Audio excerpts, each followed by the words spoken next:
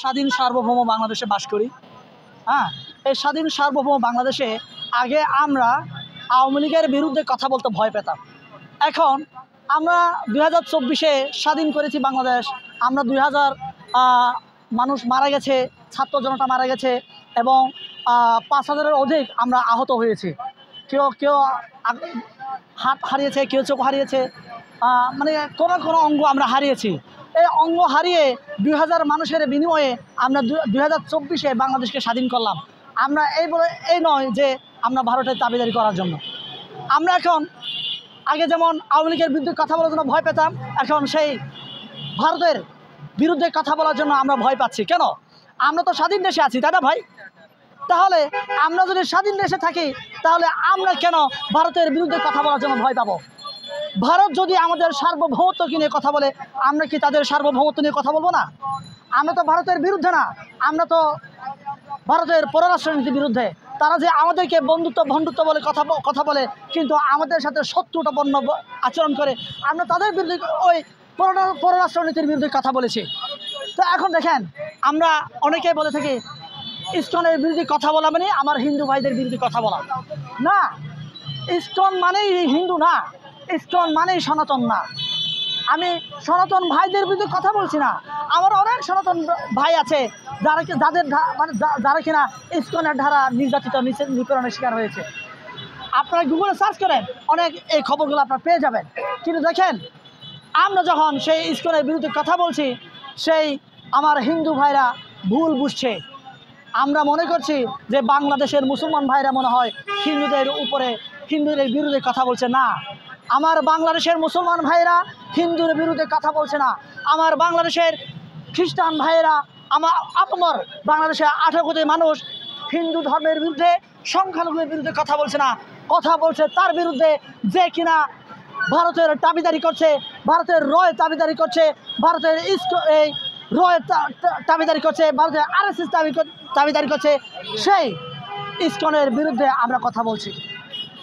এখন দেখেন, আমরা অনেক সংখ্যালঘু ভাইরা বলে থাকে আমরা দিন দিন সংখ্যায় কমে যাচ্ছি, দিন দিন সংখ্যায় আমরা আরও কমে যাব ভাই।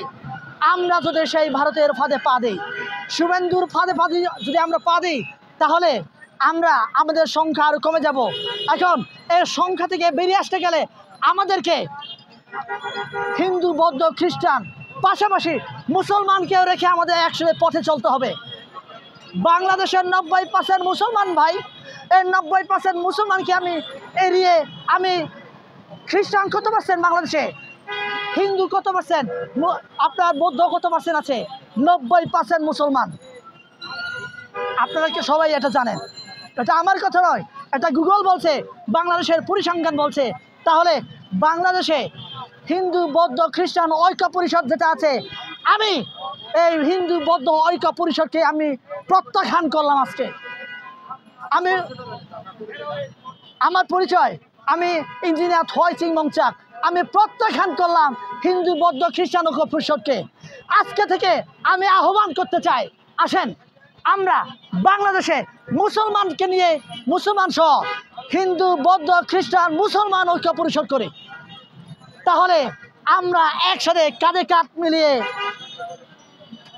আমরা স্লোগান তুলতে পারবো, তোমার দেশ আমার দেশ, বাংলাদেশ বাংলাদেশ। আমরা এই স্লোগান আমরা তুলতে পারবো। কিন্তু আমরা মুসলমানকে বাদ দিয়ে হিন্দু, বৌদ্ধ, খ্রিস্টান ঐক্য পরিষদ এগিয়ে যেতে পারে না। তাদের ব্যানার ফেস্টুনে স্পষ্ট লেখা আছে সেকুলার স্টেট। আমরা কি সেকুলার স্টেট? সেকুলার স্টেট মানে কি?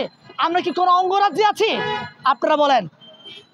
71-এ মুক্তিযুদ্ধের মাধ্যমে আমরা বাংলাদেশকে স্বাধীন করেছি, আবার 2024-এও আরেকটি বিজয় করেছি ফ্যাসিস্ট হাসিনাকে তাড়িয়ে।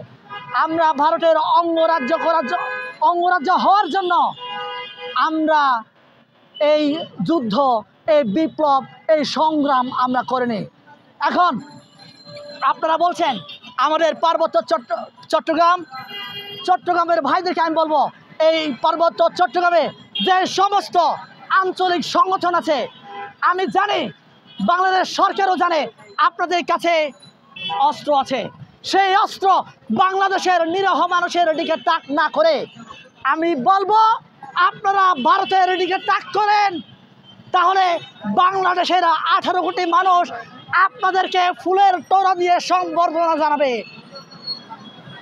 আপনারা যদি ফুলের তোড়ায় সম্বর্ধনা নিতে চান, তাহলে আপনাদের সেই অস্ত্র ভারতের দিকে তাক করেন, ভারতের দিকে তাক করেন, বাংলাদেশকে স্বাধীন করেন, বাংলাদেশের সার্বভৌমত্বকে নিয়ে সার্বভৌমত্ব রক্ষা করেন। আচ্ছা, এই যে মানে এখন হচ্ছে যে আওয়ামী লীগ এবং ইসকন দুইটার সাথে সম্পর্ক আছে কিনা, আপনারা যেহেতু আপনি একজন সংখ্যালঘু হিসেবে এই বিষয়টাকে আপনি কিভাবে দেখছেন? এটা দেখেন, ইসকন